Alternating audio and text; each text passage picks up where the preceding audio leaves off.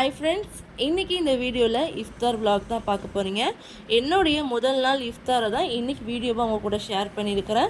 So video இன்ட்ரெஸ்டிங்காக இருக்கும் நம்புகிறேன். வீடியோவில் நிறைய ரெசிபிஸ் இன்க்ளூட் பண்ணியிருக்கிறேன். கண்டிப்பாக வீடியோ ஸ்கிப் பண்ணாமல் பாருங்கள். இந்த எல்லா ரெசிபியுமே நான் ஒரே டைமில் செய்யலை. எனக்கு நேரம் கிடைக்கும் போதெல்லாம் நான் அப்பப்போ செஞ்சு வச்சுக்கிட்டேன். ஸோ நான் எந்த மாதிரிலாம் வேலை செஞ்சேன், எப்படிலாம் ரெசிபிஸ் ரெடி பண்ணியிருக்கிறேன் அப்படிங்கிறத இந்த வீடியோவில் சொல்லியிருக்கிறேன்.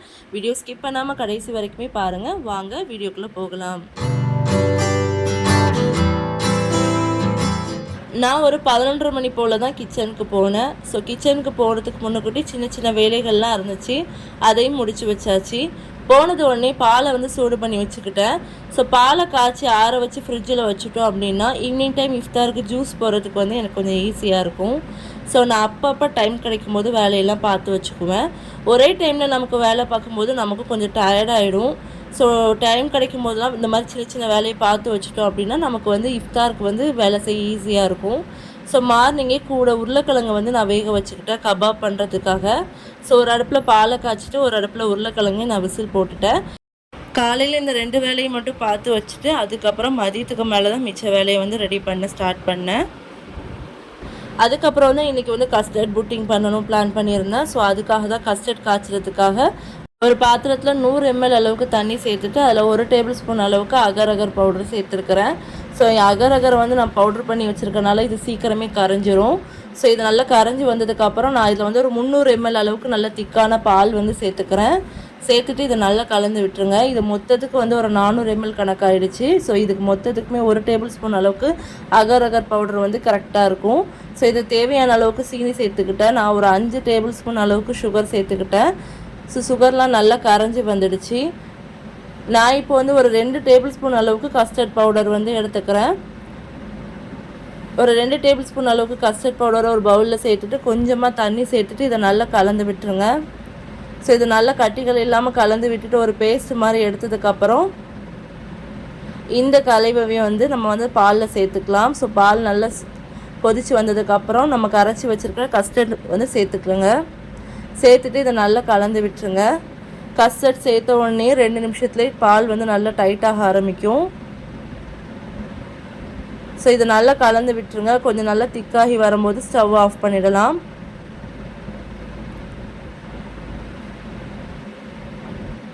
ஸோ இந்த அளவுக்கு வந்ததுக்கப்புறம் ஸ்டவ் ஆஃப் பண்ணிவிடுங்க. இப்போ நான் கேரமல் ரெடி பண்ண போகிறேன். அதுக்கு ஒரு பேனில் 3 டேபிள் ஸ்பூன் அளவுக்கு சுகர் சேர்த்துக்க போகிறேன்.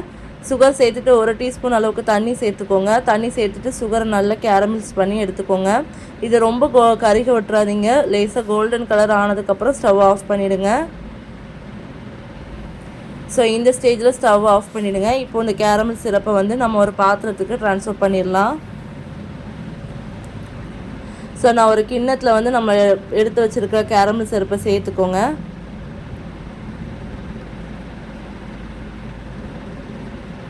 சேர்த்துட்டு இதை ஃபுல்லாக இந்த மாதிரி சுற்றி விட்டுருங்க. உடனே சுற்றி விட்டுருங்க, இல்லைனா உடனே அது செட் ஆகிடும்.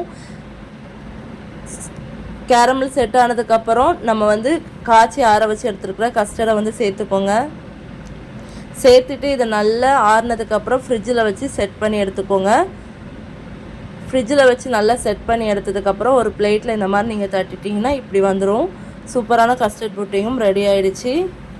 கஸ்டர்ட் புட்டிங் ரெடி பண்ணி வச்ச உடனே நான் சிக்கன் கபாப் பண்ணுறதுக்கு கறியும் நல்லா வேக வச்சு எடுத்துக்க போகிறேன். இது ஒரு 400 கிராம் அளவுக்கு போன்லெஸ் சிக்கனை நல்லா வாஷ் பண்ணி எடுத்து வச்சுருக்கிறேன். இதில் மஞ்சத்தூள் உப்பு போட்டு வேக வச்சிடலாம். ஸோ நம்மளுடைய உருளைக்கிழங்கு நல்லா வெந்து வந்திருக்கு. இது ஆறுனதுக்கப்புறம் தொலியெல்லாம் ரிமூவ் பண்ணிவிட்டு இந்த மாதிரி மேஷ் பண்ணி ஒரு பாத்திரத்தில் சேர்த்துக்கிறேன். நம்ம கறியும் நல்லா வெந்து வந்திருக்குது. இதை இந்த மாதிரி சின்ன சின்ன பீஸாக பிச்சு எடுத்துகிட்டு இந்த மாதிரி உருளைக்கிழங்கோடு சேர்த்துக்கோங்க. உருளைக்கிழங்கோடு சேர்த்துட்டு இதில் 1 டேபிள் ஸ்பூன் அளவுக்கு இஞ்சி பூண்டு விழுது சேர்த்துக்கிறேன்.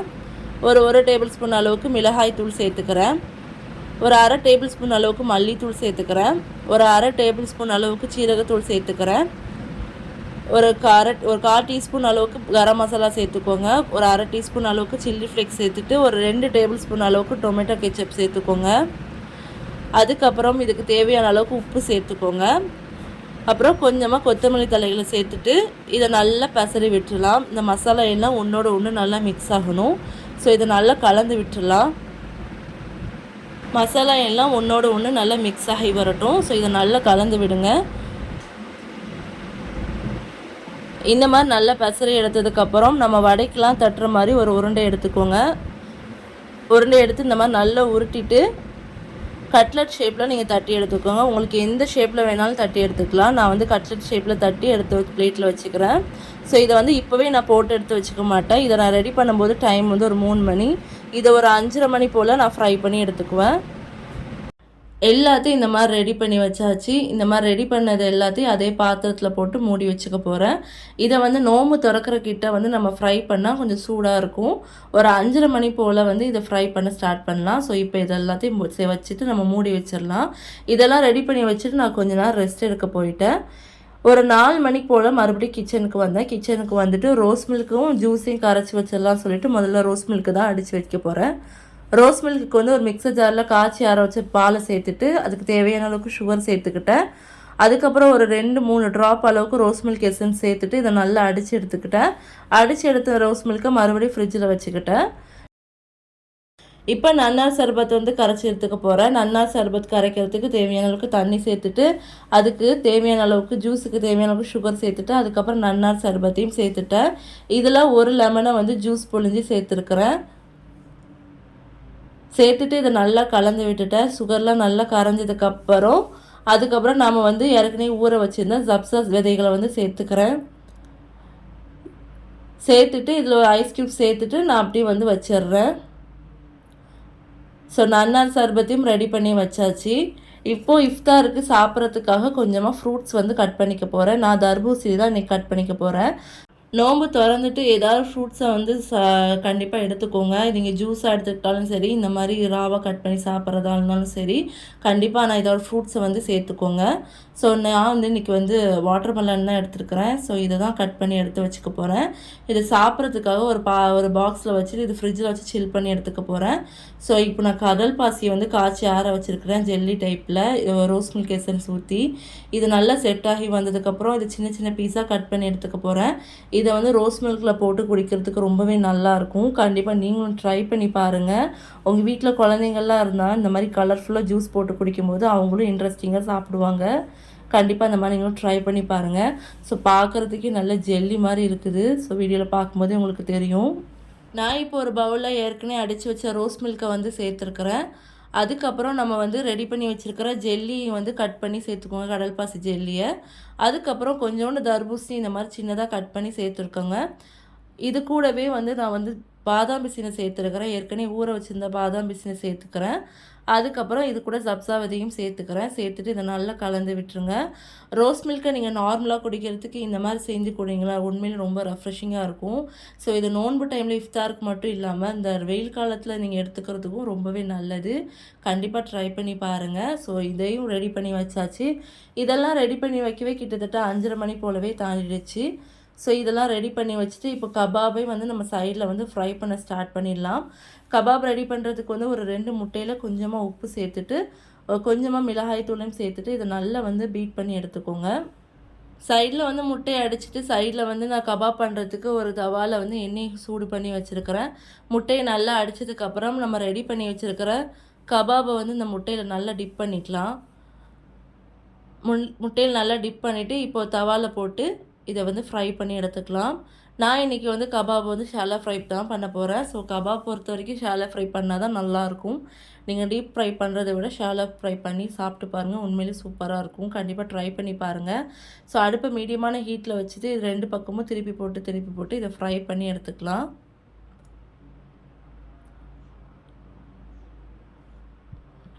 திருப்பி போட்டு நல்லா வேக வச்சு எடுத்துக்கோங்க. கலர் ஒரு கோல்டன் கலர் ஆகிற அளவுக்கு இதை நல்லா வேக வச்சு எடுத்துக்கோங்க.